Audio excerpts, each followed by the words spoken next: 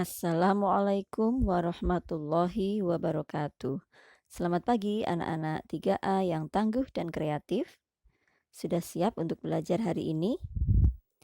Oke, hari ini kita akan belajar pembelajaran 2 dan 3, tema 3, benda di sekitarku, subtema 3, perubahan wujud benda. Marilah kita awali pembelajaran hari ini dengan membaca doa sebelum belajar. A'udzu billahi minasyaitonir rajim. Bismillahirrahmanirrahim. Rabbi zidni ilma warzuqni fahma. Amin. Silakan anak-anak menyiapkan buku cetaknya ya. Pembelajaran 2, silakan membuka halaman 87. Di sini ada muatan PJOK, teknik menendang dan menahan bola. Silakan nanti anak-anak bisa mempelajari sendiri. Kemudian halaman 88, muatan PPKN. Kita baca dulu ya. Peran anggota sekolah. Ada berbagai anggota sekolah, misalnya siswa dan guru. Salah satu peran siswa adalah melaksanakan piket kelas. Pada kegiatan piket kelas, setiap siswa memiliki peranan masing-masing yang harus dilaksanakan dengan penuh tanggung jawab. Selain itu, peran siswa di sekolah yaitu belajar dengan rajin serta mematuhi tata tertib yang ada di sekolah. Di sekolah juga ada guru. Guru berperan memberikan ilmu dan bimbingan bagi para siswa. Ada pula kepala sekolah yang memiliki peran memimpin sekolah. Setiap warga sekolah memiliki peranan yang berbeda-beda sesuai dengan jabatan masing-masing. Sekarang kita akan menjawab soal halaman 89. Silakan anak-anak menulis jawabannya ya. Nomor 1. Peran merupakan tugas yang wajib kita lakukan atau kita laksanakan. 2. Meskipun memiliki peranan yang berbeda-beda, kita tetap harus saling menghargai. 3. Setiap warga sekolah memiliki peranan yang berbeda-beda sesuai dengan jabatan atau jabatannya atau jabatan masing-masing ya. Kemudian nomor 4, manfaat pembagian tugas berdasarkan perannya adalah tugas dapat diselesaikan dengan baik. 5, guru di ruang UKS berperan sebagai perawat siswa. Jadi anak-anak yang sakit kemudian ke UKS akan dirawat oleh guru yang ada di UKS. Sekarang berilah tanda centang pada pernyataan yang tepat berikut. Bersikap tidak peduli terhadap peran kita merupakan sikap terpuji. Ini salah ya. Setiap anggota warga sekolah memiliki peran yang berbeda-beda. Benar, centang. Peran siswa di sekolah hanya mematuhi peraturan saja. Ini salah. Setiap anggota sekolah harus melakukan peran dengan rasa tanggung jawab. Benar. Pada kegiatan diskusi harus ada pembagian tugas secara adil. Benar. Sekarang amatilah gambar di bawah ini. Ini adalah gambar anak-anak sedang piket ya. Mereka membagi tugasnya masing-masing. Semua anak mendapatkan tugas masing-masing. Sekarang halaman 90 ya, muatan bahasa Indonesia. Perubahan wujud benda, kemarin ada banyak anak-anak ya. Kemarin kita sudah membahas tentang mencair, sekarang kita akan mempelajari membeku. Membeku adalah perubahan wujud dari benda cair ke benda padat, dari benda cair menjadi padat. Peristiwa ini disebabkan adanya penurunan suhu. Beberapa contoh peristiwa pembekuan, misalnya air yang didinginkan dalam kulkas akan menjadi es batu, dan lilin cair yang dibiarkan. Kalau kita membakar lilin ya, maka padat berubah menjadi cair, awalnya mencair. Tapi kalau misalnya apinya sudah mati, kita biarkan saja, lama-lama nanti lelehan lilin yang sudah cair tadi akan membeku kembali. Ya, akan berubah kembali menjadi benda padat. Oke, sekarang kita beri tanda centang pada perubahan wujud benda membeku. Nah, yang termasuk dalam membeku adalah ini, pembuatan agar-agar dan lilin cair yang didinginkan. Kalau ini es batu didiamkan di udara terbuka, lama-lama akan mencair ya, ini namanya mencair. Logam dipanaskan juga mencair. Baik, kita lanjutkan ya ke pembelajaran 3. Perubahan wujud yang ketiga adalah menguap. Jika kita memanaskan air, air akan mendapatkan panas dari api sehingga air mendidih dan menguap. Uap air akan keluar dari mulut cerek. Jika dipanaskan terus-menerus, lama-kelamaan air akan habis karena berubah wujud menjadi gas. Uap air yang keluar dari mulut cerek berada udara. Hanya saja mata kita tidak mampu melihatnya. Peristiwa berubahnya zat cair menjadi gas disebut penguapan. Penguapan terjadi jika ada kenaikan suhu yang besar. Nah, kalau anak-anak mengamati saat kita merebus air ya, lama-lama air tersebut akan mendidih dan menguap. Kalau kita biarkan terus, maka lama-lama airnya akan habis. Airnya berubah menjadi gas. Oke, itu namanya peristiwa menguap. Sekarang kita akan jawab soal di bawah ini. Apakah yang dimaksud penguapan dan bagaimana proses terjadinya? Penguapan adalah perubahan wujud benda cair menjadi gas.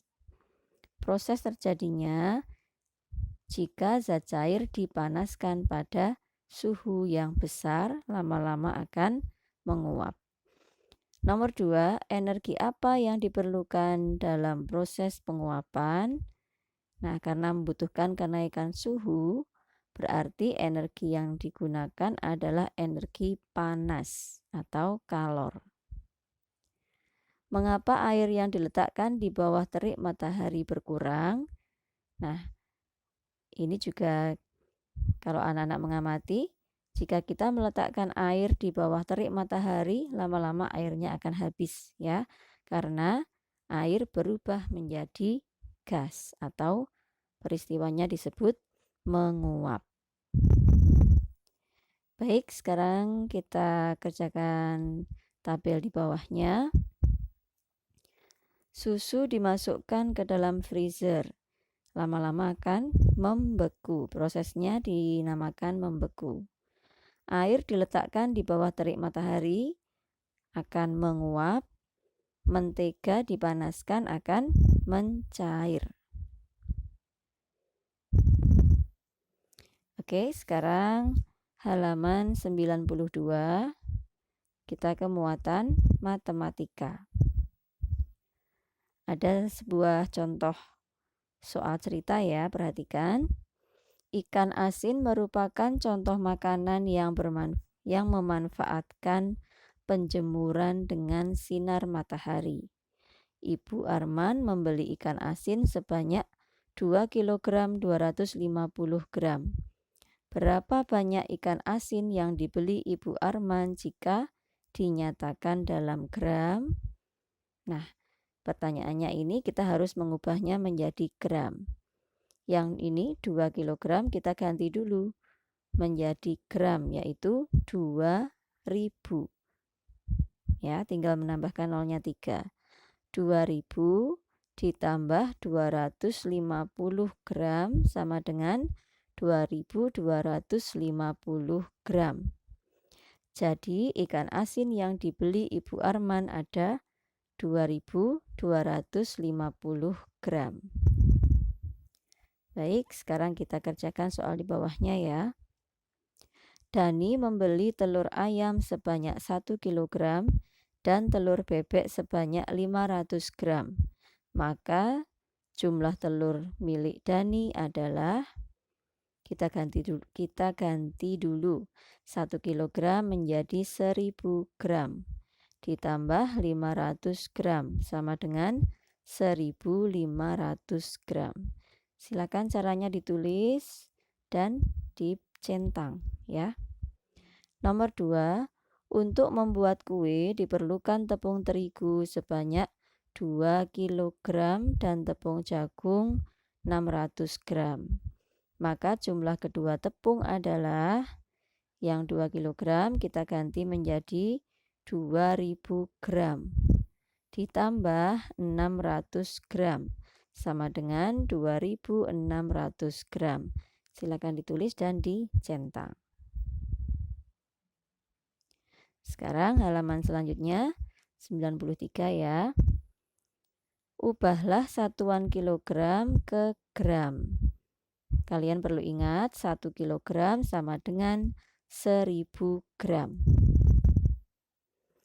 Yang pertama, ini 40 kg, kita ganti menjadi gram, menjadi 40.000 gram. Kemudian ini 8 kg menjadi 8.000 gram.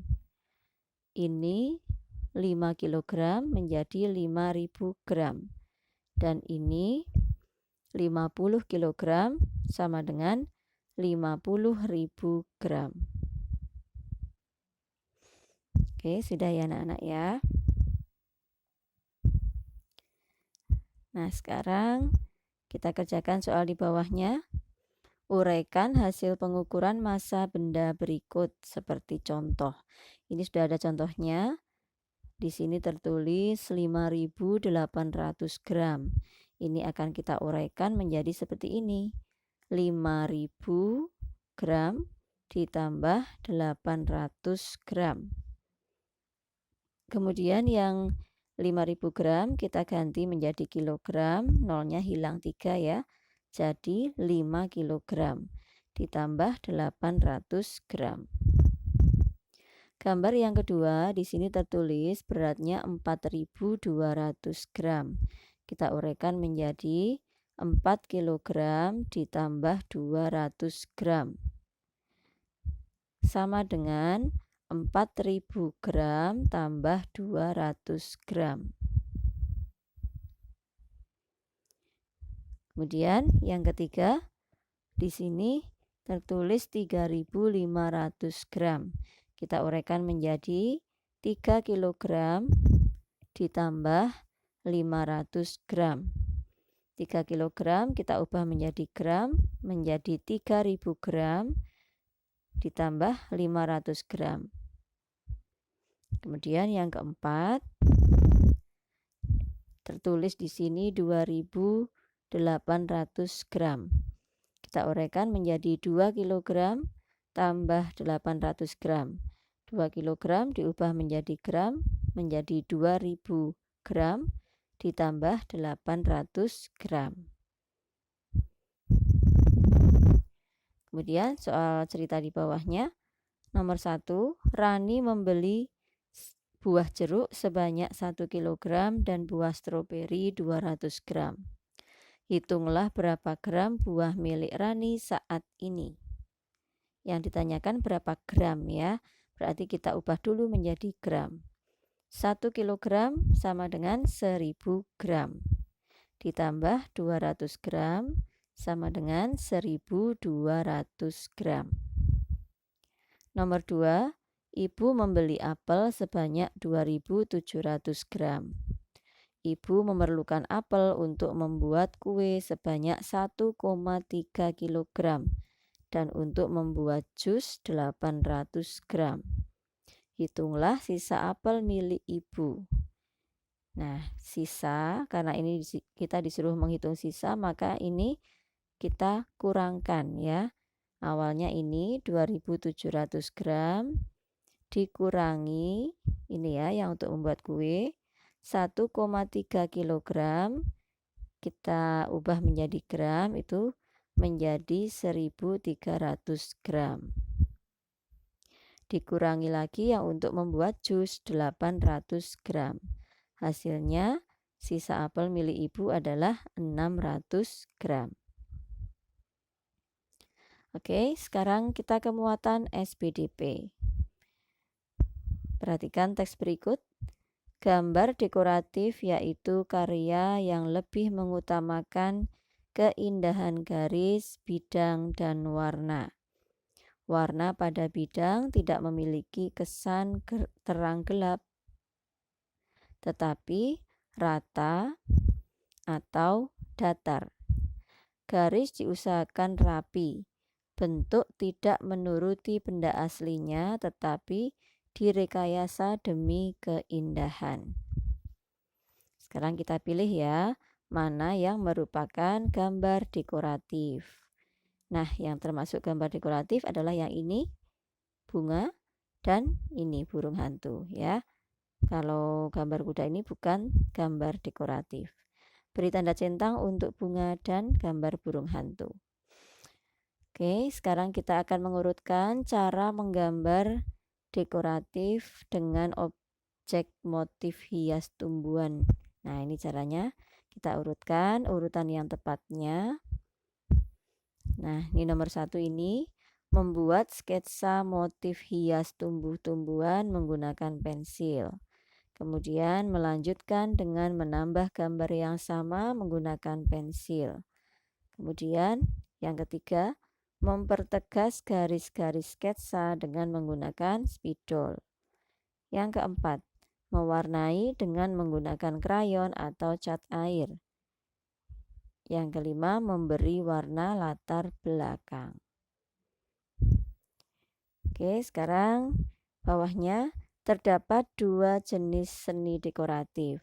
Nah, apa saja yang termasuk dalam seni dekoratif? Nah, seni dekoratif itu ada 2 ya. Yang pertama, dekoratif figuratif. Dan yang kedua, dekoratif geometris. Dekoratif figuratif memiliki ciri khas menggambarkan suatu figur atau bentuk-bentuk di alam yang kita kenali. Misalnya pemandangan, hewan, kota, pasar, dan lukisan kehidupan sehari-hari. Kemudian yang kedua, dekoratif geometris adalah karya seni rupa yang bebas dari peniruan alam. Perwujudannya merupakan susunan motif, bentuk, atau pola tertentu yang ditata sedemikian rupa sehingga memiliki kapasitas untuk membangkitkan perasaan keindahan dalam diri orang yang melihatnya. Jadi kalau yang pertama tadi, ini gambar-gambar dari bentuk-bentuk yang ada di alam, ya. Kalau yang ini dekoratif geometris, ini tidak meniru apa yang kita temui di alam, tapi memang sengaja dibuat bentuk-bentuk tertentu atau pola tertentu yang tujuannya untuk keindahan. Baik anak-anak, materi untuk tematik hari ini sampai di sini dulu. Marilah kita akhiri dengan membaca hamdalah bersama-sama. Alhamdulillahirabbil alamin. Jangan lupa ya anak-anak ya. Bagi yang belum mengerjakan tugas menggambar SPDP, ya besok dikumpulkan ya, maka hari ini harus dikerjakan. Terima kasih, jangan lupa ya, hafalannya dihafalkan terus. Buranum tunggu setoran hafalan kalian, boleh langsung saat PTM, boleh juga lewat video. Terima kasih, mohon maaf jika ada kesalahan. Buranum akhiri, wassalamualaikum warahmatullahi wabarakatuh.